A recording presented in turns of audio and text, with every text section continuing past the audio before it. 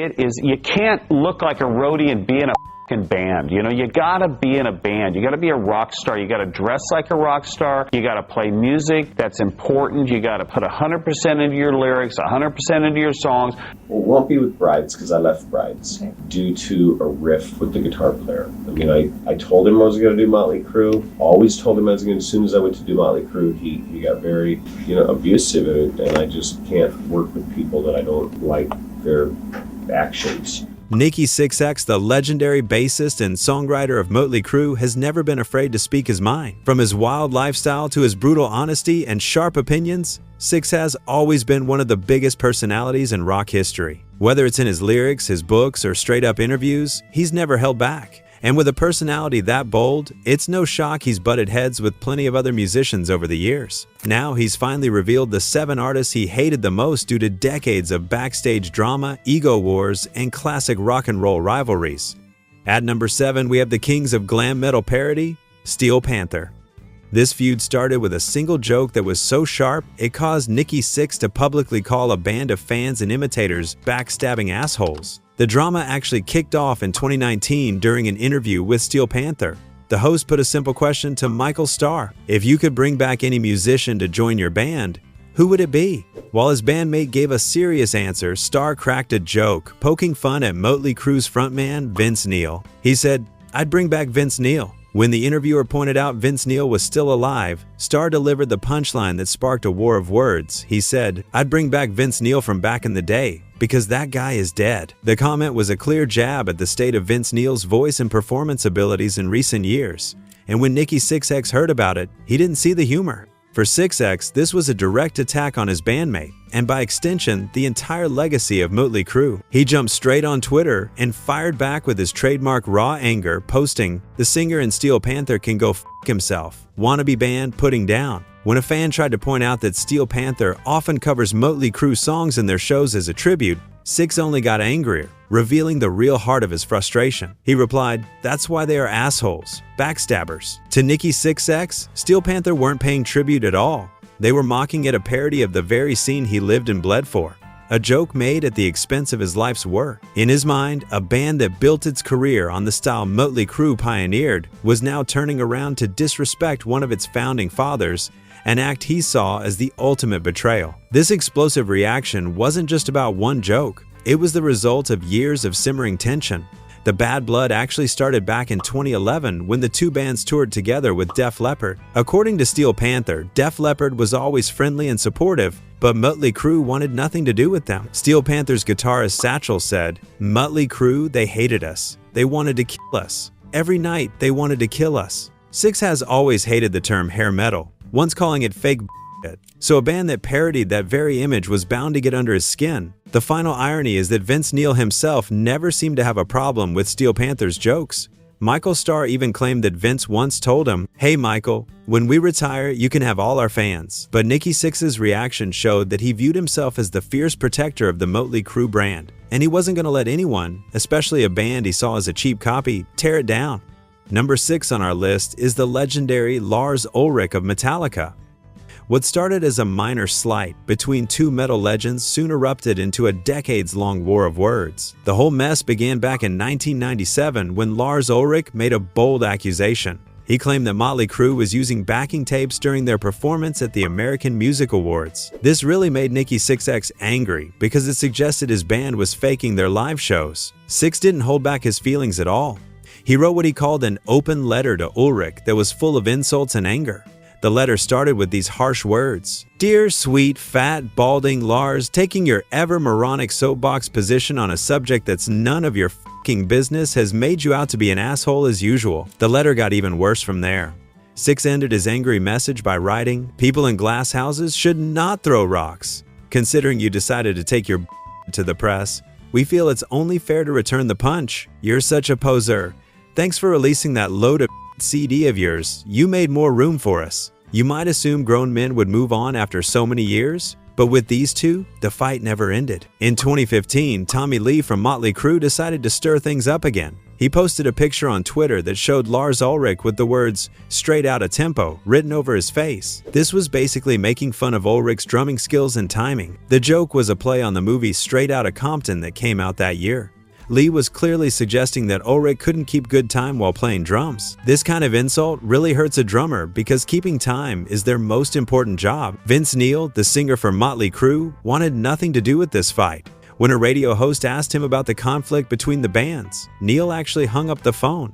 He told the host, "You have to ask Nikki about that, because I had no idea there was anything between us and Metallica until I read it." Funny enough, there was actually a small sign that things might be cooling off between the bands. When Mötley Crüe did their cover of Madonna's Like a Virgin for the Dirt movie, Nikki Sixx mentioned they included it in a little tribute to Metallica.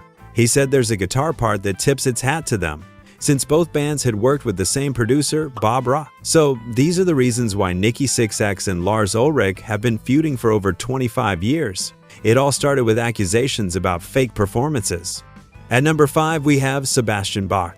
Nikki Sixx and former Skid Row frontman Sebastian Bach clashed over whether Bach was ever considered to join Mötley Crüe, and it didn't end on friendly terms. What started as a little mix-up turned into bruised egos, sharp words, and a full-blown feud. Back in the 90s, when Mötley Crüe briefly parted ways with Vince Neil, there were whispers about who might replace him as vocalist. Years later, Sebastian Bach claimed that he was asked to join Mötley Crüe, though he said he turned it down because he thought Skid Row was the better band at the time. Nikki Sixx was quick to dismiss that story. On his radio show, Nikki outright denied ever considering Sebastian for the job, saying he would have remembered if Bach was in the running because Nikki was actually friends with Skid Row's Dave Sabo. In fact, Nikki said, "I think maybe Sebastian wanted to be in Mötley Crüe and just forgot to tell us that he wanted to be in Mötley Crüe when we were looking for a singer." Nikki's sharp comment made it clear Sebastian was never really on their radar in the first place. Sebastian didn't stay quiet. He responded by digging up evidence to challenge Nikki's denial. Bach posted an old video clip where, according to him, Nikki himself mentioned rehearsing with Sebastian for Mötley Crüe. This was Sebastian's way of confronting Nikki, suggesting that her memory or honesty might not be entirely reliable, but the back and forth didn't stop there.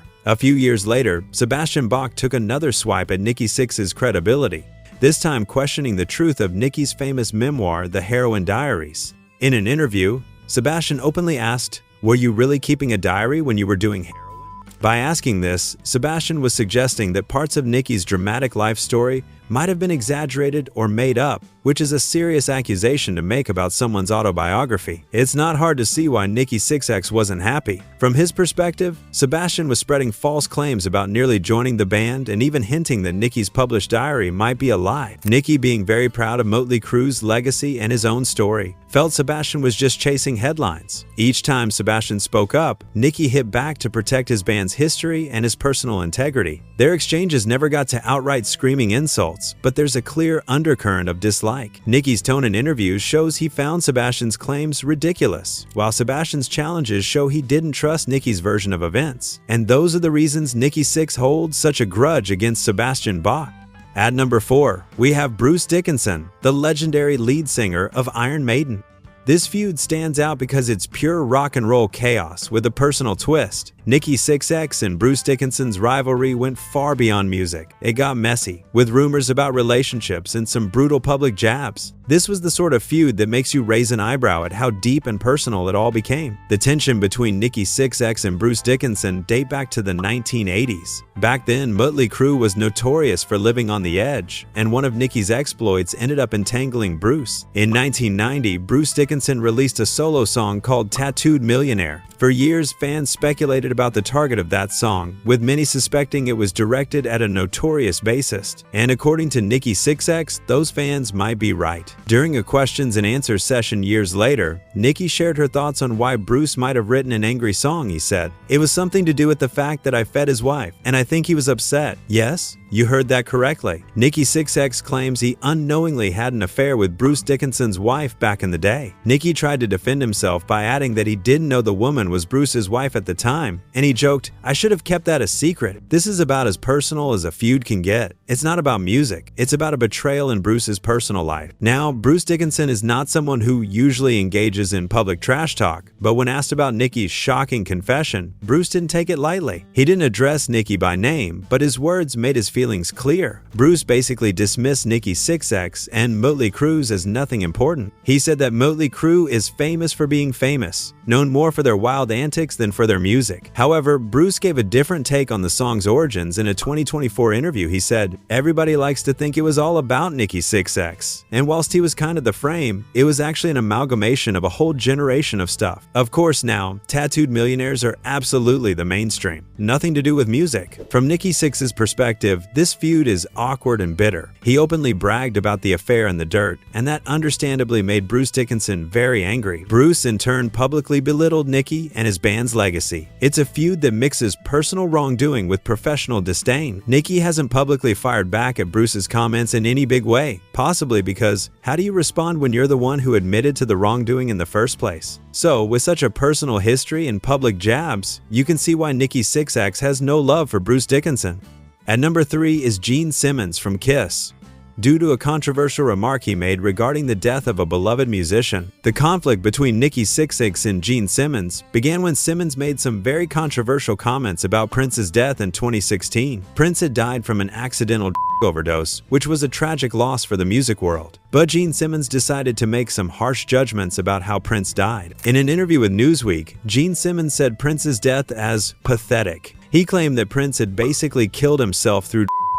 These comments upset many in the music community as they came across as harsh and insensitive. Nikki Sixx was one of the people who got really upset about Simmons' comments. Sixx had struggled with himself and had nearly died from an overdose years earlier, so he understood how serious addiction can be and didn't appreciate Simmons being so harsh about Prince's death. Sixx decided to fire back at Simmons with some very strong insults. He called Gene Simmons an overrated, lucky guy that dresses like a clown. This was a direct attack on both Simmons' musical abilities and his famous Kiss makeup and costume. But Sixx didn't stop there. He went on to call out other remarks Simmons had made over the years. Sixx appeared to believe that Simmons had a habit of making insensitive or controversial statements that upset others in the music industry. Then Paul Stanley, the other main member of Kiss, decided to defend his bandmate. Even though Stanley had also criticized Simmons' comments about Prince, he didn't like Sixx attacking his friend and bandmate. Stanley told Sixx to please shut up and get off his self-inflated pedestal. This created a situation where Sixx was now feuding with both main members of Kiss. Stanley accused Sixx of being hypocritical and acting superior to everyone else. When Sixx was later asked about this whole situation, he seemed to regret how far it had gone. He acknowledged that the media had taken small pieces of what everyone said and blown them out of proportion. He also admitted that he had grown up loving Kiss and that they had helped Mötley Crüe early in their career. Sixx said, "When I grew up, I loved Kiss. They influenced me as a songwriter. Kiss gave Mötley Crüe one of their very first tours. They've done a lot of great stuff for me in my life." This showed that he still held respect for Kiss's achievements and the impact they had on him personally. But he also acknowledged that both he and Gene Simmons are very opinionated people who sometimes clash. He said, "Gene's a very opinionated man, so am I." This was his way of explaining why the conflict happened in the first place. In the end, Sixx seemed embarrassed about the whole situation. He said, "I think we just kind of look like a bunch of old women fighting at this point." This was his way of admitting that the whole feud had gotten silly and childish. So these are the reasons why Nikki Sixx had conflicts with Gene Simmons and Paul Stanley. It started with insensitive comments about a musician's death and escalated into a full-scale war of words. At number 2, we have Mick Mars, former Mötley Crüe guitarist.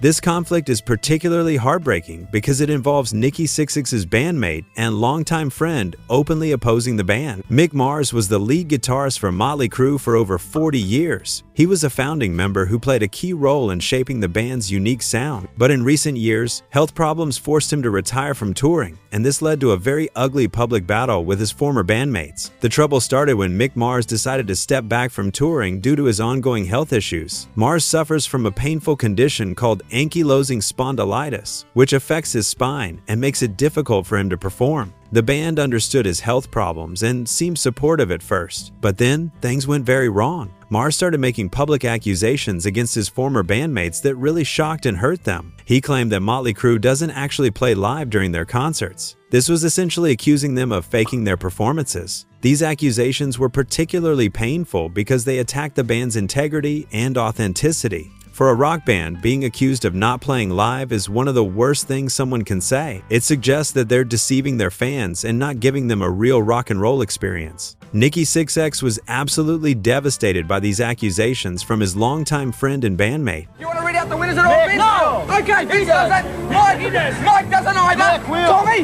No, Nikki does. Nikki Sixx! He said that Mick Mars's claims were a betrayal to the band who saved his life. This shows how personally Sixx took these attacks. Sixx felt that Mötley Crüe had not only been Mars' bandmates, but had also been his family for decades. He believed they had supported Mars through difficult times and had always been loyal to him, so having Mars turn against them publicly felt like the worst kind of betrayal. The situation escalated when Mars sued the band, claiming they unfairly reduced his share of the band's earnings from 25% to just 5% after he stopped touring. This transformed their personal feud into a highly public and messy legal dispute. Sixx explained that the band was forced to let Mars go, implying they had no choice but to replace him because of his actions and accusations. He suggested that Mars's behavior had ultimately led to the situation. But the most hurtful part for Sixx seemed to be the personal betrayal aspect. He had worked closely with Mars for over 4 decades. They had been through incredible success and terrible personal struggles together. Our dollar bills are putting in the bank or up the nose. They had supported each other through addiction, divorces, and health problems. Sixx called Mars' accusations crazy claims and seemed genuinely confused about why his old friend would turn against the band. He appeared to feel that Mars was not thinking clearly or was being influenced by other people to make these accusations. The conflict also created problems for the band's legacy and reputation. When a founding member makes accusations against his former bandmates, it makes fans question what they should believe. It damages the band's credibility and creates doubt about their authenticity. For Sixx, this represented the worst kind of ending to a long friendship and creative partnership. Instead of Mars retiring gracefully and maintaining good relationships with his former bandmates, the situation turned into a public battle that hurt everyone involved. These are the reasons why Nikki Sixx's conflict with Mick Mars led to his dislike for Mick. Coming in at number 1 is Godsmack's frontman, Sully Erna.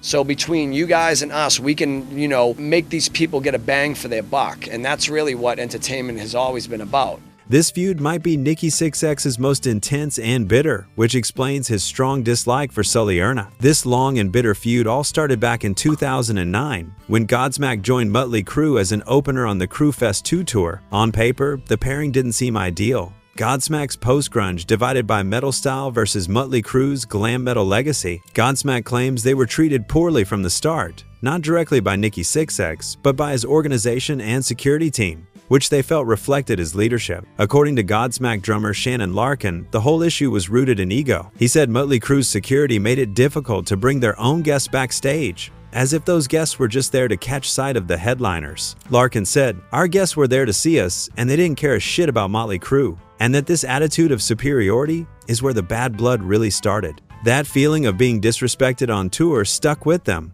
Over time, it turned into fuel for Godsmack's music. The band ended up writing a song called "Crying Like a Bitch." At first, it was about a football player, but later, singer Sully Erna admitted he also put his anger toward Nikki Sixx into the lyrics. Erna mentioned back then, "There's definitely been some rock star garbage on this tour. I'm gonna go out there every night and make sure that we make you look old and fat." American Express gold card from his dad and things like that. So there was just a lot of that snootiness that didn't really fly with us.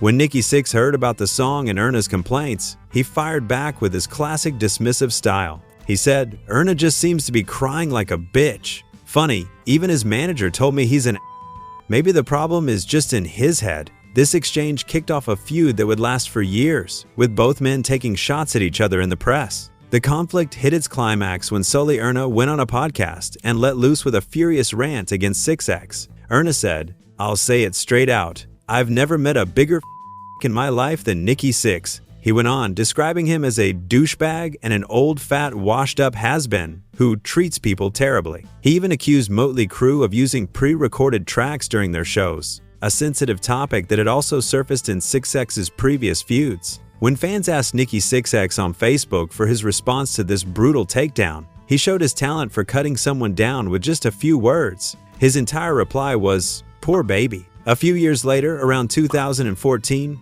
Godsmack was releasing a new album. In the music industry, it's common to do media rounds and interviews to promote your record. According to Nikki, someone from Godsmack's team got in touch to ask if they could feature on his popular radio show, Sixx, to promote their album. But he's never confirmed to us, so we would just be gossiping, so I don't know if it's true. But I guess they had a bad time on the tour. This was Nikki's chance to get payback for the disrespect he felt from crying like a bitch. He flat out refused and even made it public why he refused. Nikki went on Twitter and ripped into Godsmack with an extremely snarky post. He said, "So Godsmack begged to be on Sixx to promote their shit new album. Good luck touring phone booths. Who's crying like a bitch now?" In one tweet, Nikki mocked the quality of Godsmack's new music, accused them of begging for airplay, and implied they couldn't fill venues bigger than a phone booth. And that's why Nikki Sixx's feud with Sully Erna has been pure hatred on both sides. Each believes the other is in the wrong, and they've made it very clear how much they dislike each other, more so than with any other artist Nikki has feuded with.